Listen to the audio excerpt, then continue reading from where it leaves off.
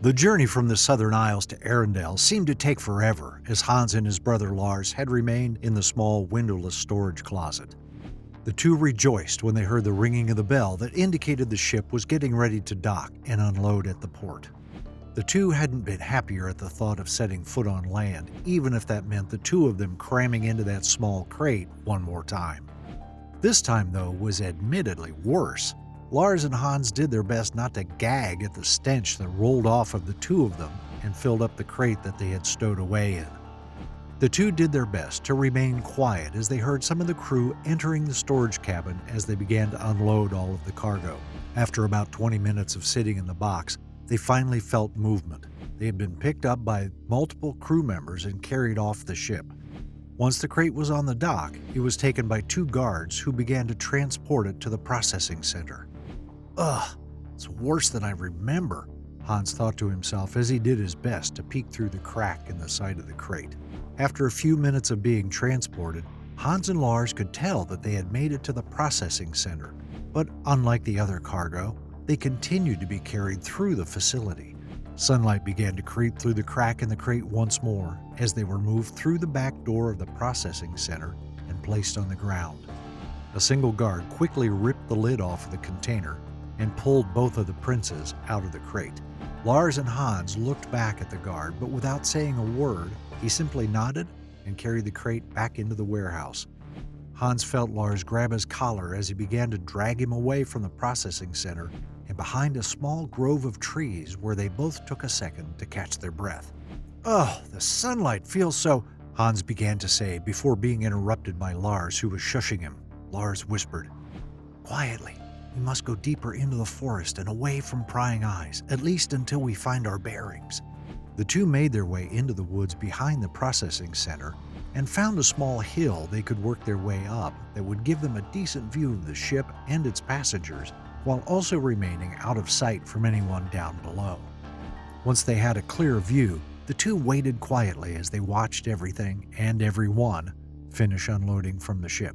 After a few minutes, Hans and Lars looked on as Queen Elsa exited the deck of the ship and was met by Kristoff and Anna, who waited for her on the dock. Hans began to breathe heavier, and a scowl began to form on his face. That was when he felt Lars' hand on his shoulder. He looked over to his brother. "Calm yourself, Hans," Lars whispered. "We must think about our safety for now. We cannot let ourselves be seen or our presence known." They both watched on as the ship finished unloading and everyone settled down. By the time everyone had left, the sun was on its way down and the air was growing cold. Hans looked at Lars and asked him, "So, what's our plan?" Lars remained quiet for a second before responding. "I don't have one, but we can worry about that once we've found shelter and a good source of water." He looked behind him toward the woods. "I say we go deeper and try to find a place to rest for the night." Hans sighed. "I don't like the woods." "Well, that's the best choice that we have right now. Everyone in town knows your face since you went after Elsa. We'll be noticed in no time," replied Lars. Hans looked down to the ground as if he was feeling shameful. "And as for me," Lars continued, "I can't risk Elsa recognizing me. We met at the castle and she would certainly find alarm in my presence." Lars stood to his feet and began to make his way further into the woods. "Let's go, Hans. The sun won't be around for much longer." The two made their trek into the forest, and after about an hour of wandering, Lars stopped Hans in his tracks, gestured for him to keep quiet as he listened for anything that he could hear around him. "This way, I hear water." Lars and Hans continued with their journey through the woods. As the pair of brothers came upon a stream, they also happened to notice the perfect shelter for the evening. There was a small cave located on the side of a small cliff just a few yards away from the stream. After taking a look inside the cave and making sure that it didn't contain any predators, they decided that this would be the best spot for the two of them to attempt to get some rest. Hans and Lars drank from the cold running stream and then did their best to make themselves comfortable in the cave that would become their home for the night. And as the night dragged on, surprisingly, Hans managed to find himself falling asleep on the cold, hard ground.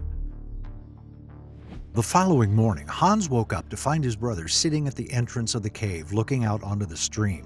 The hue of the sun was painting the sky on the horizon, but the sun itself had not risen into sight.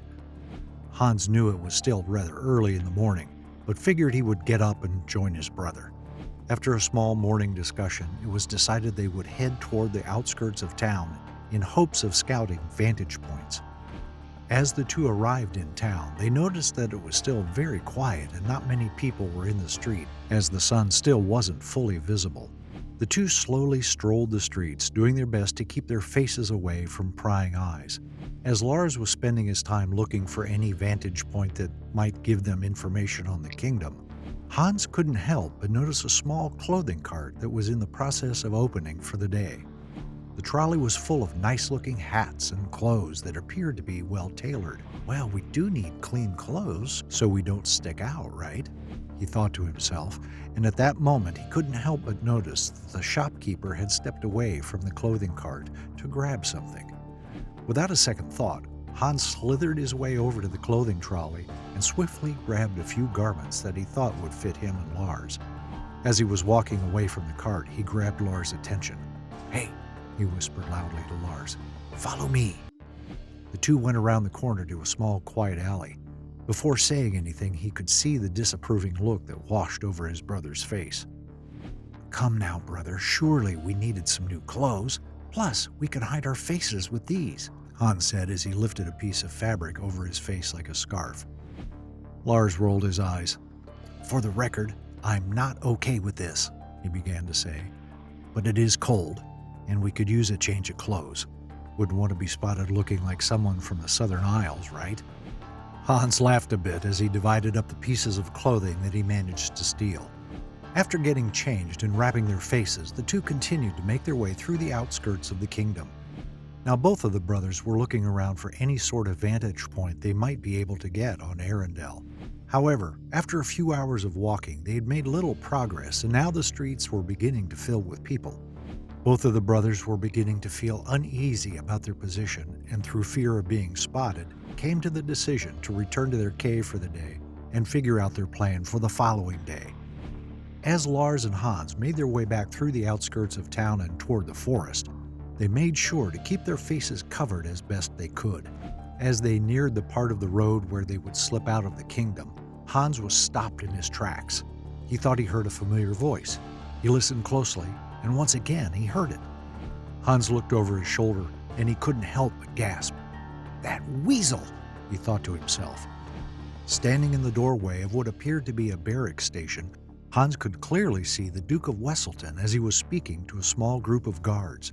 But before he could look away, Hans noticed the Duke look in his direction.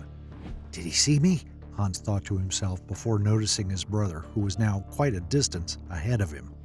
He couldn't wait to find out. Hans quickly caught up to Lars, and the two of them made their way into the forest and back to the cave, where they spent the rest of the day talking about what locations they wanted to scout the next day.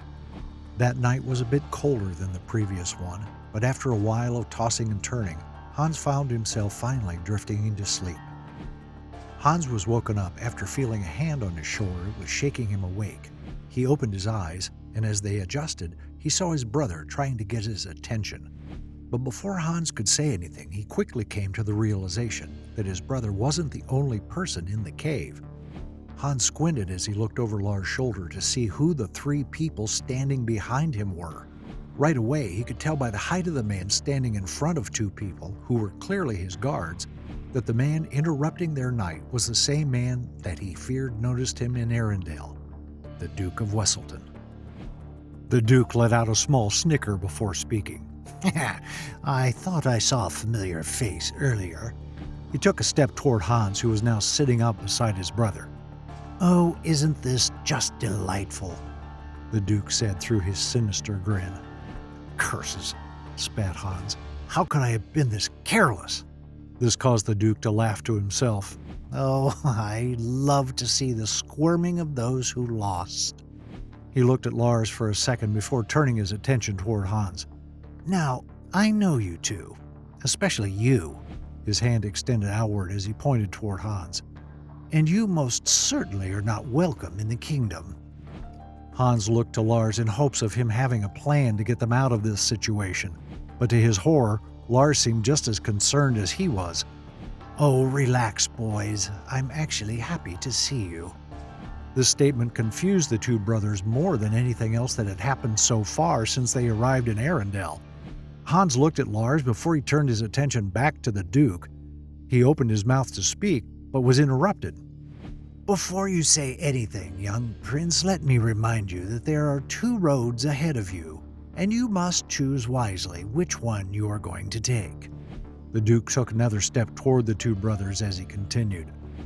"On the one road, you can see me and my guards here informing the kingdom of your intrusion, which will likely result in the two of you being thrown into a cell to await the Queen's punishment. Or, you can sit here quietly, listen to my demands, and follow every one of my orders from hereafter." "Demands?" Hans questioned as he looked to Lars, who was still just as confused. "Oh, don't look at your brother, boy. He doesn't have the answers for you. Now listen closely." The Duke of Wesselton began to explain his plan to the two princes. "I have been working for years to exploit the riches of Arendelle, and now I have the two perfect pawns to help me." He gestured to Hans and his brother, insinuating that they were now pawns in his game. "I was almost successful, too, but then someone had to step in and screw up everything that I had worked so hard to achieve." The Duke was now glaring at Hans. "How was I supposed to know that?" Hans thought to himself. "And after the mess that you caused following the coronation, I had to belittle myself and suck up to the kingdom of Arendelle and their wretched witch of a queen. I was forced to be supportive of the very place I planned to undermine." Lars interrupted the Duke. "You were trying to infiltrate the castle?" The Duke turned to Lars. "Of course I was. I've been trying to get my hands on the kingdom's riches since the king and queen went down on that blasted ship. And all of that was ruined by your insolent kid brother." The Duke stood up straight and straightened out his clothes along with his posture as if to appear more professional. "But worry not. The three of us are on the same side now. I do not like the idea of being ruled by some young girl with magical abilities. My goal is to exploit all of the tradable goods and wares that Arendelle has to offer. Meanwhile, I have something special that I need the two of you to look into. You see, I think the new queen and her family have much more to hide than just her witchcraft. And you are going to find out what that is so that we can bring the queen and her kingdom to its knees." Hans and Lars both turned to face each other. The Duke couldn't help but get a chuckle out of the shocked look that plagued both of their faces.